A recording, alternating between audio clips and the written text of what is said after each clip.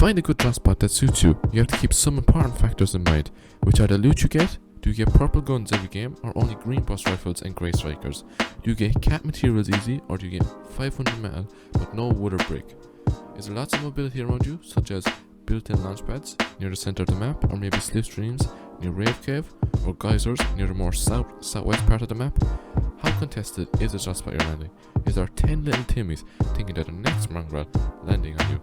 Or is it just one nervous wreck of a player shaking in the boots when he sees you contesting his drop spot? Anyway, you get the point. If you're not a strong fighter, don't go to this drop spot with 10 G Fuel snorting little Timmies, or else you will get hit up. More factors you should keep in mind for your drop spot is, you should look for an X factor.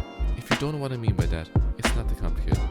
Basically, the X factor is a bonus to a drop spot that many of the other drop spots on the map don't have.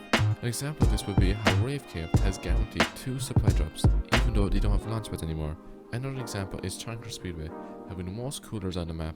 And one more example would be any of the beaches on the map that have a lot of fishing holes. The benefit they would provide is flappers, which are one of the best healing items in the game.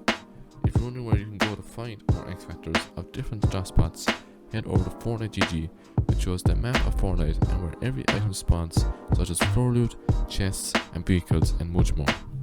Now for some tips that will help you in all your fights at spawn.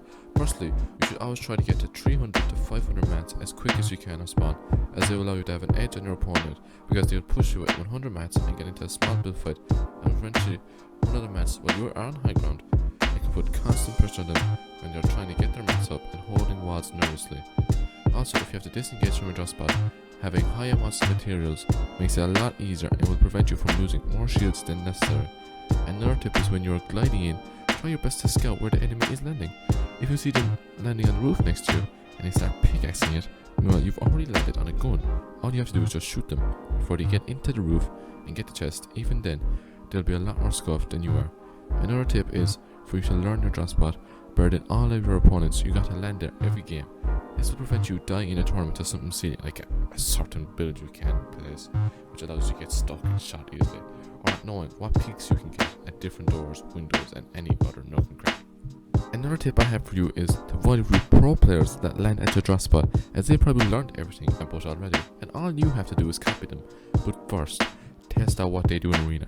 Maybe it's a certain loot route they take. Just make sure to practice it in arena before you are playing in a tournament.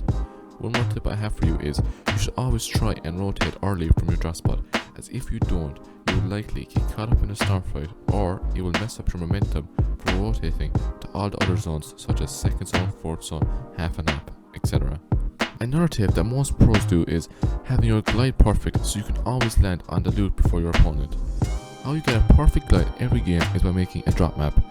How you make a drop map is by going into Fortnite GG and choosing the place you want to land.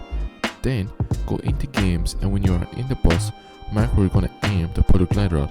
So let's say if I was landing at this gas station, I would want to pull my glider out here, so I marked the spot.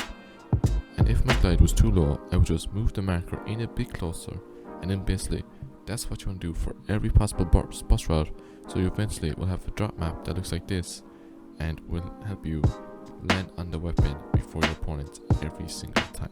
If you're looking for the best drop spots in Season 3, click the video on screen now.